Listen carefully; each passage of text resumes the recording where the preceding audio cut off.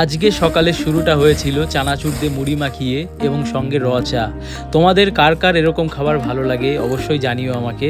তো এরপর মা আমাকে দুটো ফুলকপি দিয়েছিল, তো কপি দুটো আমি কাটছিলাম, কিন্তু প্রথমে বুঝতে পারছিলাম না কীরকমভাবে কাটবো। তখন মা বলল যে তুই যেরকমভাবে পারিস সেরকমভাবেই কাট। তো এরকমভাবে যে আমি কাটছিলাম এটা সঠিক না ভুল হলো তোমরা আমাকে কমেন্ট করে জানিও। ফুলকপির সাথে আলু না দিলে ভালো লাগবে না, তো সেই কারণে মা আমাকে দুটো আলু দিয়েছিল, তো আলু দুটো কাটছিলাম। তো একটা কাটা কমপ্লিট হয়ে গেছে, আর একটা ছিল তো সেটাও কাটছিলাম এই যে।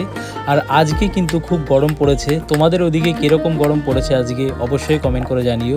এরই সাথে মা আমাকে কিছু পুঁই শাক দিয়েছিল, তো পুঁই শাকগুলোর প্রথমে পাতাগুলো ছাড়িয়ে নিচ্ছিলাম, তারপরে ছোট ছোট করে কেটে নিচ্ছিলাম যেরকমভাবে মা কাটে। তো সবজিগুলো কাটার পরে ভালো করে ধুয়ে দিয়েছিলাম।